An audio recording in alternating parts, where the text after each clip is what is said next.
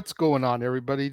Welcome to another brand new installment of Renegades Reviews, exclusively here as always on the Casa D18 Studios channel. I, of course, am your host, the Renegade JJ Williams, and today we're going to wrap up Power Week here on the channel, and we're going to discuss Forever Red, starring Austin St. John, Jason David Frank, Sean C.W. Johnson, Selwyn Ward, Danny Slavin, Christopher Kamen Lee, Jason Font, Daniel Southworth, and Ricardo Medina Jr. What's going on, everybody? Thank you for joining me here once again for another brand new installment of Renegades Reviews. As I said in the introduction, today is our final day for Power Week. I realize it's only Thursday and the week technically ends on Friday, but it's the end of the month. Power Month has been going all August.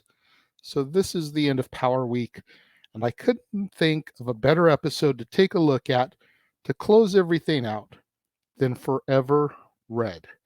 And our episode begins 4 years after the destruction of the Machine Empire, as the surviving members of the Empire remain seeking to destroy Earth. Tesla, Garrick, Steelin, and Ottoman, and many cogs are all that are left of the once mighty and proud empire, as well as General Venjix, who is now acting as the leader.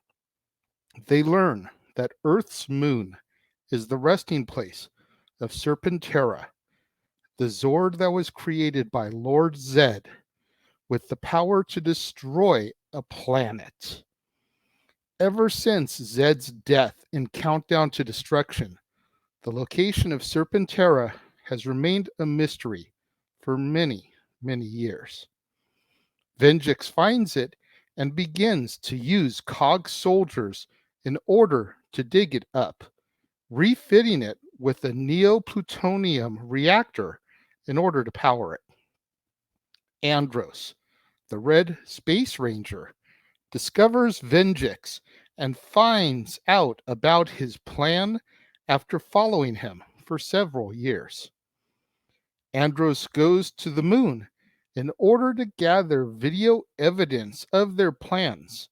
He succeeds and sends the tape to Tommy Oliver, the Red Zeo Ranger.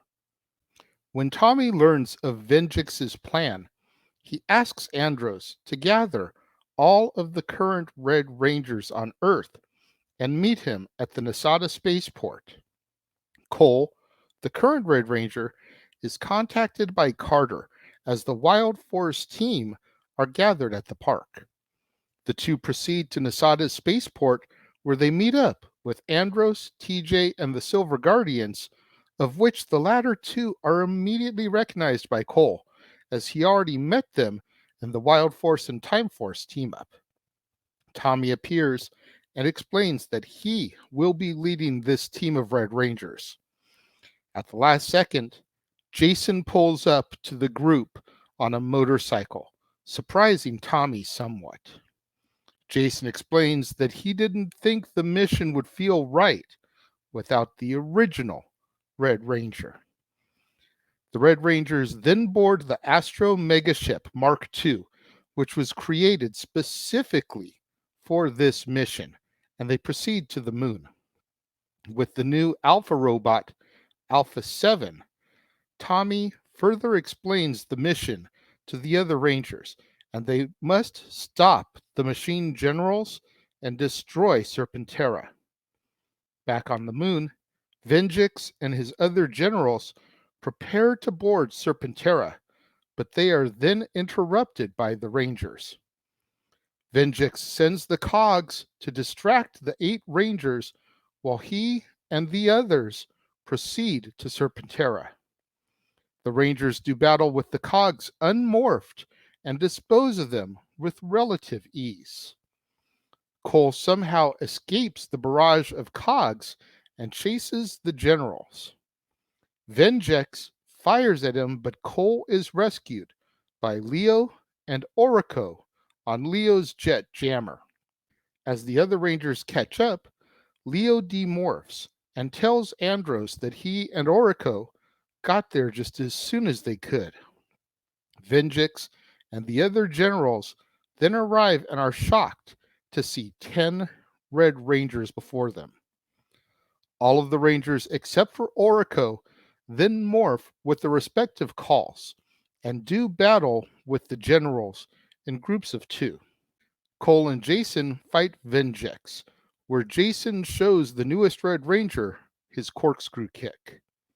Tommy and Wes fight Garrock, and Tommy destroys him with the Zeo flying power kick. TJ and Leo fight Ottoman and destroy him with Leo's Quasar Saber, Trans Dagger, and TJ's Turbo Blade and Turbo Lightning Sword. Andros and Carter fight Steelon and destroy him by combining power from their Astro, Rescue, and Thermo blasters. Cole then severely damages Venjix with his Crystal Saber. Venjix then jumps into Serpentera and takes off. With no time to get to the ship before it takes off, the Rangers rely on Cole with his Wild Force Rider to battle Venjix. Cole uses the Rider to fly into Serpentera and destroy it from the inside.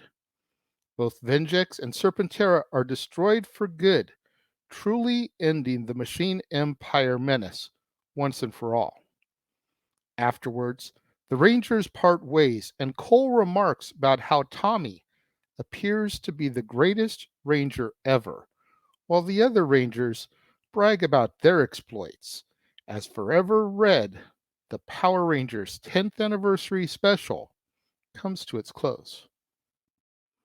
I was not watching Power Rangers at the time that this episode originally aired. I didn't see this originally until they released a best of DVD that contained like 5 episodes over the span of the Power Rangers history. And Forever Red was one of the episodes that was on there. And I watched it and I enjoyed it. And I still enjoy it to this day. But my biggest complaint about all of it, about the entire episode, is I feel it's too short. I feel like this should have been at least a 2-parter. And the entire first part should have just been locating and summoning the other Rangers. And with the way that Jason rides up on his motorbike unexpectedly, you weren't going to do this without me, were you? Like that's almost the cliffhanger. Is Tommy is trying to get in touch with Jason the entire episode and just not getting a hold of him. They've already gathered the other 7 Rangers and they're hanging out at the Nasada spaceport. And there's that aura of wonder. Is Jason going to show up? Did he get my messages? And then have him ride up on the motorcycle. You weren't going to do this without me, were you? To be continued. And then go into part 2, where they get in the spaceship, they get the mission briefing, they go to the moon, they do the battle, they defeat the Machine Empire, blah, blah, blah. But that was my biggest complaint, is I feel like they shoved way too much into 25 minutes. And I think that's a travesty. You figure Green with Evil was 5 parts. You figure White Light was 2 parts. There's no reason this 10th anniversary special with 10 Rangers all together shouldn't have been at least 2 parts. At least. Am I the only one that feels that way? Talk to me. Let me know. You know what to do. If you're watching the premiere, leave your comments over here. If you're watching on demand later in the day, leave your comments down here. But aside from that, my only beef was that we didn't get Rocky. And I know he took over for Jason. So how do you really work him in? Well, by the time they got the powers of the ninja from Ninjor on the TV show, of course, they got him from Dulcia in the movie. But once they got the ninja powers on the TV show, there was no Jason. That was all Rocky. So he could have represented the Ninja Rangers. Still kind of holding that thread between Jason Rocky and the Mighty Morphin, but bringing in a new, portion of that brand, because we get the Tyrannosaurus all the time. We even kind of get the Red Dragon Thunder Zord, but there's very little mention to the Ninja era, which honestly is what made me fall off from watching the TV series in the first place. So it almost seems weird that I'm recommending that they should have brought that back for this episode, but it's a way they could have tied Rocky in. Again, what do you think? Did this episode suffer without Rocky? Talk to me. Let me know. When it comes to my rating for Forever Red, though, I got to go with my gut. It gets 4 out of 5 stars for me. If it had been a 2-parter, I honestly feel this would have been a 5-star. But again, that's just my personal belief because I feel like it was all rushed. But what do you think? Let me know. If you're watching the premiere, leave your thoughts and comments over here. If you're watching on demand later in the day, leave your thoughts and comments down here. And let's have that conversation, that discussion, that debate, that interaction that I'm always asking you guys for in the comments below. And make sure you guys tune in tomorrow, right here to the Casa D18 Studios channel, as I will be joining the simple man, Noah Foster, for Simply Predicting, as myself, Noah, and the rest of his team give our thoughts and predictions for Saturday's WWE Payback PLE event. You don't want to miss out on that. Right here on the Casa D18 Studios channel, Simply Predicting Payback.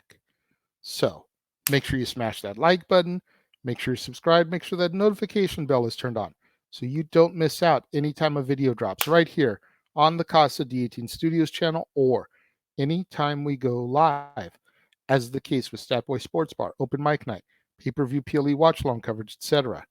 Share these videos with your family, friends, loved ones, coworkers, movie fanatics, cinephiles in your life, fans of the Mighty Morphin Power Rangers, fans of Austin St. John and Jason David Frank. Anybody you can think of that would enjoy this content in this video, share it with them, as it's the only way we're going to keep my visibility up in YouTube's algorithms now that we are in fact a monetized channel right here on the platform. Thank you once again to everybody out there who joined me and tuned in today. It means so much more to me than you guys will ever know. And until tomorrow, when things get back to normal around here, in the words of the wise Zordon, let the power protect you.